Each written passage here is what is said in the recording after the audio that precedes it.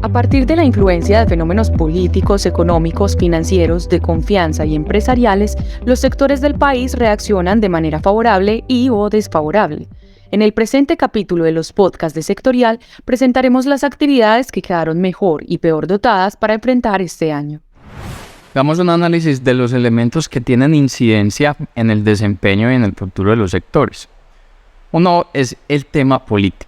Cuando analizamos nuestra región, nos vamos desde México hasta Argentina, vamos a encontrar que nosotros somos 630 millones de personas, de las cuales, después de las recientes elecciones en Chile, en Colombia, en Brasil y en Honduras, el 90% de la región ahora es liderado por gobiernos de izquierda. Solamente estamos encontrando gobiernos de centro y de derecha, en el caso de Guatemala, en Salvador, en Costa Rica, en República Dominicana, en Ecuador, en Paraguay y en Uruguay.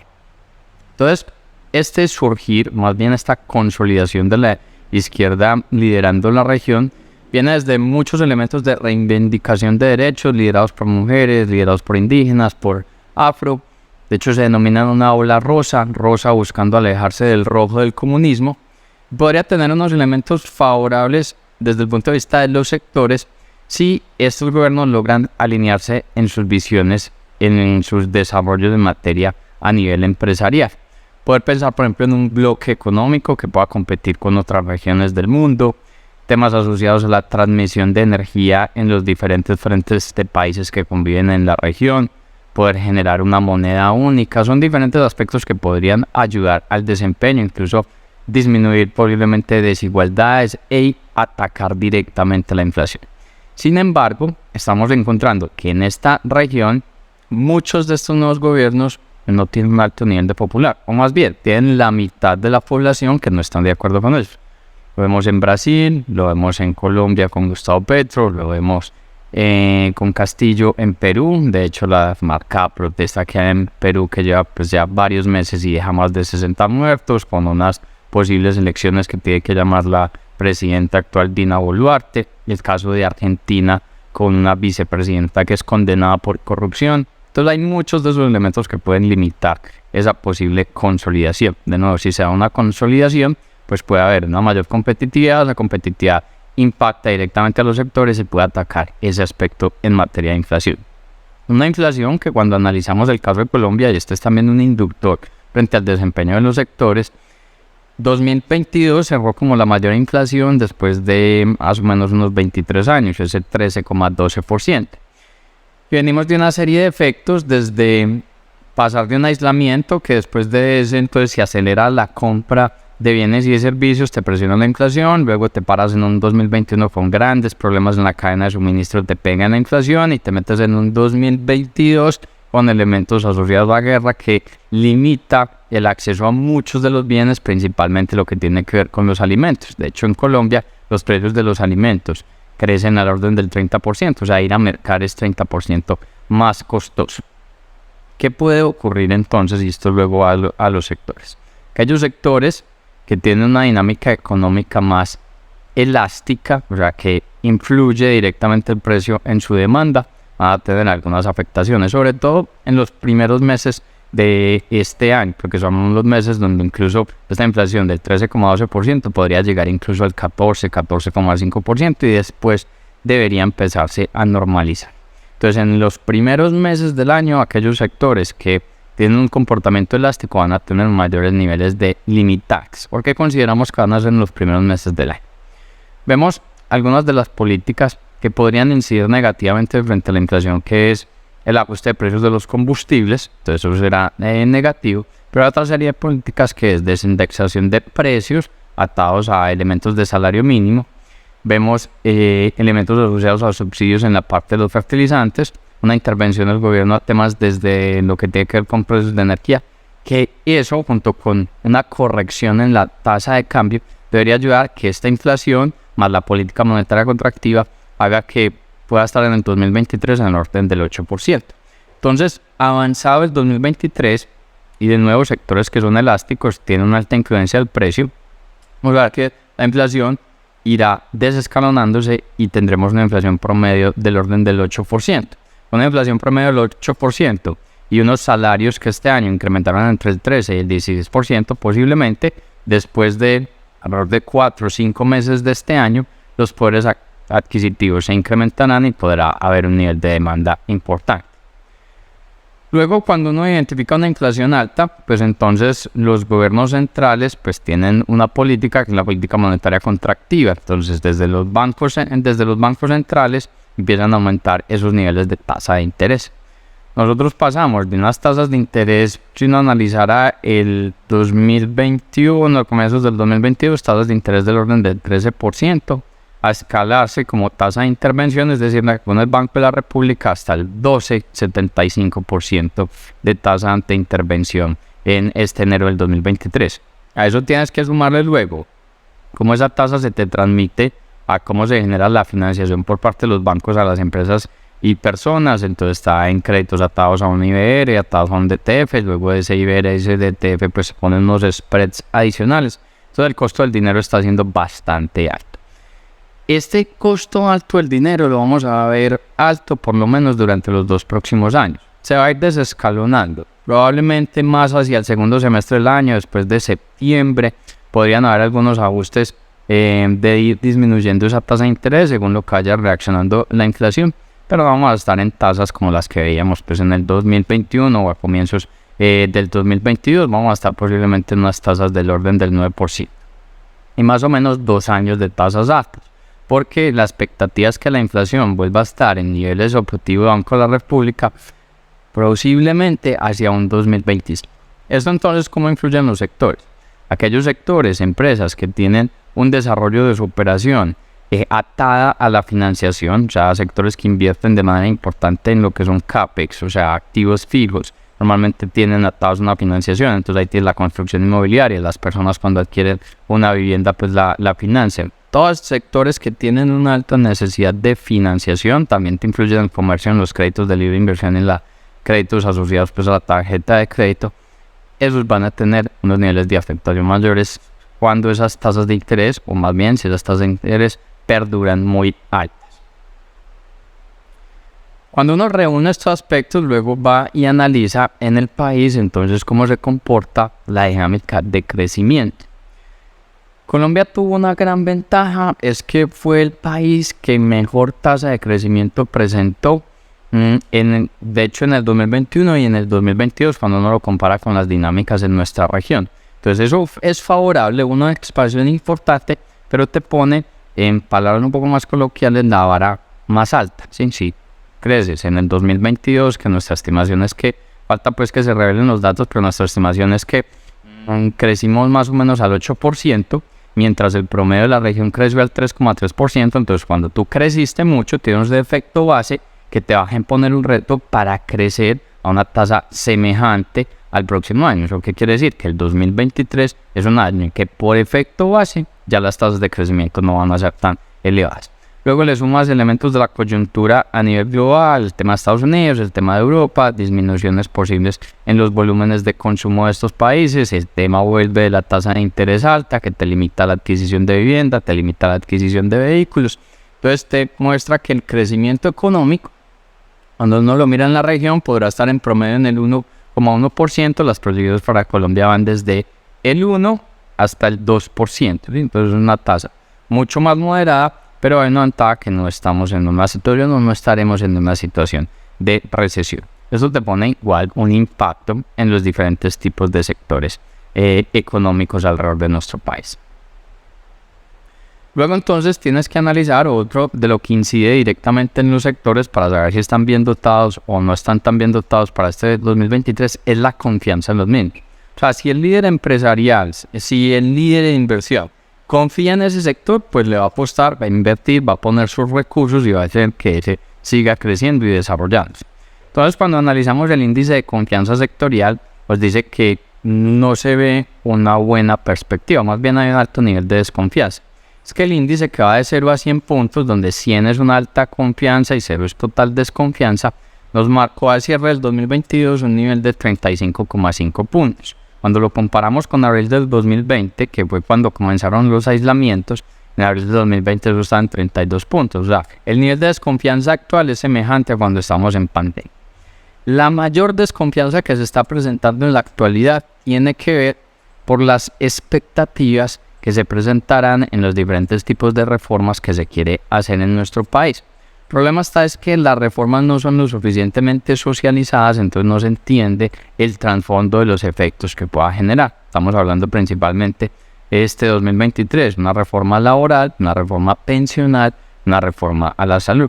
Cuando uno mira en detalle, por ejemplo, la reforma pensional que busca pasar de un régimen de ahorro a un régimen de reparto, o sea, las personas cuando contribuyen a su pensión no va para un ahorro, sino que esa pensión va para pagar pensión a personas que no han accedido a ella. Resulta que cuando ya no estás ahorrando, ese dinero que ahorrabas, pues era el dinero que utilizaban los fondos de pensión para hacer los diferentes tipos de inversiones y hacer que los ahorros que tenemos pues puedan rendir más en el tiempo. Entonces, el fondo de pensiones se ha convertido históricamente en el principal inversionista de nuestro país. Entonces, a través de él se han creado muchas figuras donde se crean fondos inmobiliarios o vehículos de inversión que utilizan ese dinero. Entonces, si se da ese tipo de reforma de esa manera, los vehículos de inversión van a estar más limitados hacia los próximos años. Entonces, de nuevo, se va a poner un reto importante en la dinámica de los sectores. Uno analiza estos diferentes elementos y otros con mayores detalles y crea una matriz de riesgos empresarial. Por lo menos, ¿cuál fue la matriz de riesgo empresarial con la cual cerraron las compañías en el 2022? Entonces, los riesgos son los que están avisorando próximamente. Entonces, hay riesgos tradicionales asociados en las empresas como los errores humanos. Luego hay unos que han tomado más protagonismo como la disrupción tecnológica. Entonces, empresas que no inviertan en tecnología pueden ir teniendo mayores niveles de rezago. Hay otros tradicionales como las regulaciones. ¿Sí? O sea, si hay un sector mucho más regulado, mucho más controlado, las capacidades de desarrollar pueden ser más limitado. No quiere decir que la regulación es mala, sino que es una regulación que no te permita la competitividad y si es tan mala. Elementos de conflictos geopolíticos, la posibilidad de nuevas pandemias, el tema ambiental, que si te crea desastres naturales, pues simplemente no hay desarrollo económico, no hay desarrollo de sectores. Un cibercrimen, que es el segundo desafío mayor para la humanidad después del tema ambiental, y cada vez vemos más y más ataques hackers, entonces eso te puede limitar también en la dinámica de los sectores. Es probable que algunos proveedores se quiebren porque no van a resistir estos diferentes tipos de riesgos, entonces si se quiebran esos proveedores, pues la cadena de suministro se va a limitar. Entonces uno dice, venga, entramos en pandemia, cuando la pandemia se termine las cosas se van a normalizar. Luego vamos a ver una presión en la cadena logística. Cuando pasa la cadena logística, las cosas se van a normalizar. Luego entra la guerra, entonces cuando pasa la guerra, las cosas se van a normalizar. Y resulta que no. O sea, cada vez esta es la nueva normalidad. Entonces hay que tener mapeados los diferentes riesgos para poder hacer el desarrollo de la organización. Esto pide es que cadenas de suministro más resilientes, dejar de depender de pocos proveedores, ya dejar de pensar en el justo a tiempo como la medida de desarrollo estratégica en el manejo de los inventarios. Cada vez habrá que tener mayores inventarios de seguridad. Y luego encuentras, por ejemplo, en nuestra región, que si se da una recesión económica global, nuestra región se vería afectada. Por eso las tasas de crecimiento también son más moderadas. Y adicionalmente, si gobiernos en nuestra región, para equilibrar sus finanzas, empiezan a reducir subsidios a combustibles, subsidios a fertilizantes, reducir programas intensivos sociales, van a haber un marcado activismo social y ese activismo social se transforma en bloqueos económicos por la protesta social. Cuando hay un bloqueo económico, por ejemplo en el caso de Colombia, que tu transporte de carga casi que todo depende de las vías terrestres, entonces hay un bloqueo en una vía principal, ya inmediatamente tuviste un problema en el desarrollo del sector en el que estás participando. Estos elementos puestos sobre las mesas de los gerentes generales se encuentra, y estos con datos de PricewaterhouseCoopers, que hizo una entrevista a más o menos unos 4.400 CEOs en nuestra región, en el mundo, en 86 países, y luego se concentró en nuestra región.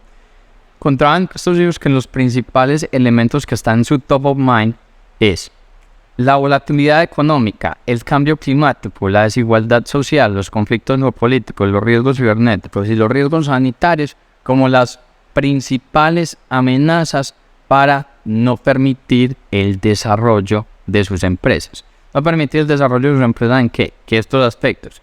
les limiten su crecimiento en ventas, que no puedan atraer talento humano, que no puedan desarrollar nuevos productos, que tengan limitantes a la hora de levantar capital o de financiarse y no poder hacer innovación en procesos. Frente a eso, pues se han desplegado diferentes tipos de estrategias y ahora vamos a analizar un poco en detalle las mismas. Todo esto llevado a los sectores en Colombia que encontramos. Ningún sector en este momento está teniendo un excelente desempeño. Encontramos en un buen desempeño, y ahí empezamos a hablar de los sectores mejor dotados, un sector como el turismo, y si uno ata todos los diferentes elementos que hemos hablado, pues se encuentra que hay una política gubernamental importante en la atracción del tema del turismo, hay una tasa de cambio que ayuda a esa misma atracción del turismo. Las calidades particulares de nuestro país llevan a ese sector a tener una buena dotación, y si bien hay unos cambios más desde el punto de vista legal tributario, donde se van a aumentar algunos tipos de tarifas, va a generar unas afectaciones, pero no van a ser tan altas. Entonces es uno de los mejores sectores dotados ahora para enfrentar al 23. Otro tiene que ver con las comunicaciones, las telecomunicaciones y las tecnologías asociadas a las mismas. Cada vez hay unas mayores necesidades de este tipo de despliegue, bien una política también gubernamental con implementación de tecnología 5G, y estos van a ser sectores que tengan un buen dinamismo. Luego encuentras que la gran mayoría de los sectores de nuestro país están teniendo un desempeño o no, una más bien dotación o capacidad normal, o sea, muy estable. Ahí encuentras los servicios financieros, ahí encuentras la actividad automotriz, ahí encuentras el mismo comercio, encuentras la construcción inmobiliaria, ves la educación en esos niveles, ves también el frente de la industria, lo que tiene que ver con la parte pecuaria y la salud y el tema de la logística. O sea, que son sectores que van a tener unos niveles de vulnerabilidad y también van a tener unas oportunidades, se encuentran en un punto medio. Luego llama la atención que hay algunos sectores que ya empiezan a tener un desempeño pobre, un desempeño negativo, y van a ser los que posiblemente tengan más limitantes para enfrentar el 23. Uno de ellos es la construcción civil. Tiene unas altas necesidades en el frente de financiación, con altas tasas para la financiación. Los cierres financieros de los proyectos cada vez son más complejos. Luego encuentras un país con déficit fiscal, entonces el volumen de obra pública no va a ser tan abundante, no tiene ese nivel de abundancia. Así se hagan unos anuncios interesantes. Ahí hablan de muchos anuncios de volver a nuestro país con transporte a través de vías férreas, volver a hacer unos mayores niveles de conexiones, los caminos veredales, lo que son las vías terciarias, pero para todo eso necesita recursos, y en ese recurso, en medio de déficit fiscal, pues te va a escasear. Encuentras también la extracción energética. Cuando uno mira, los niveles de precios son buenos, pero los niveles de producción no aumentan niveles de producción en petróleo, no te aumentan niveles de producción en gas, no te aumentan niveles de producción en carbón. Entonces, si tú tienes un buen precio internacional, pero tu volumen de producción no se expande, y fuera de eso las políticas que se tienen es no expandirlos a nivel de gobierno, pues es un sector que no va a estar bien dotado en el desempeño del 23. Y encuentras la actividad agrícola, y por allá cuando hablábamos del mapa de los riesgos empresariales, uno de los riesgos son los desastres naturales. Desastres naturales se dan muchas veces por exceso de lluvias o por exceso de niveles de sol, o días donde no hayan lluvias. En el caso de nuestro país, llevamos a enero del 2023 33 meses acumulados de los mayores excesos de lluvias que se han presentado históricamente. Cuando tienes ese exceso de pluviosidad, los niveles de producción agrícolas no los alcanzas a materializar. Y si bien hay una apuesta por parte del gobierno en este sector, un sector que todavía en el 23 no va a estar bien dotado por este efecto en materia climática. Todo eso que lleva por parte de las organizaciones es cómo empiezas a desarrollar estrategia para combatir esos elementos, o para aprovechar también los aspectos que son favorables en tus sectores. Lo que estamos encontrando es que los gerentes cada vez vienen desarrollando nuevos elementos o involucrando su estrategia corporativa temas asociados en la satisfacción del cliente. Y esto va tanto en estrategia corporativa en el largo plazo, como también implementándolos o incluyéndolos en los planes de incentivos al personal. Entonces tienes satisfacción del cliente, compromiso de los empleados, automatización y digitalización de los procesos, que ese luego te incluye también en elementos que te van a la satisfacción del cliente, mucho más inversión en tecnología, no pasa solamente una transformación digital, sino una aceleración digital. Indicadores asociados a la representación de género, indicadores asociados a la disminución de gases de efecto invernadero, todo lo que tiene que ver con objetivos de desarrollo sostenible cada vez son más claves en el desarrollo de las organizaciones. Y la representación por raza y por etnia. O sea, se ha encontrado que los niveles de indicadores solamente revisándose hacia el interior de la empresa terminan estando limitantes. Tienes que ver elementos en tu exterior. Todo esto entonces, ¿qué debe llevar? Es una serie de decisiones de las empresas, y recordemos que la suma de empresas lo que hacen son sectores, entonces decisiones en sectores para poder volverlos exponenciales. ¿Qué significa ser una empresa exponencial? Este tipo de organizaciones son las que logran tener elementos de escalabilidad, entonces involucran tecnología para que el desarrollo de sus operaciones escale mucho más rápido. Son adaptables, o más bien se adaptan al entorno, entonces son empresas que analizan constantemente qué está pasando en su entorno para poder adaptarse a él. Entonces ahí viene o ayuda en gran medida todo lo que tiene que ver con las suscripciones que generamos en sectorial, que muestran todo lo que está pasando en el entorno para que la empresa se adapte a eso. Luego tienen que ser compañías muy resilientes, que ante cambios adversos pues no terminan entrando en un default, entonces sino cómo van resistiendo esos nuevos tipos de cambios y de nuevo se adaptan a ellos y luego van a ser escalables y que sean muy rápidos, que funcionen con agilidad. Cuando uno mira en detalle eso, entonces son compañías que empiezan a invertir en elementos asociados a interfaces, plataformas, son compañías que normalmente no invierten mucho en activos, en CAPEX, sino que mantienen unas estructuras livianas, están bajo arriendo, invierten mucho en el desarrollo de cultura, en el desarrollo de comunidad, en interacción frente a las personas, en el frente de la satisfacción del cliente, pero no solo en ese, sino de todos los stakeholders.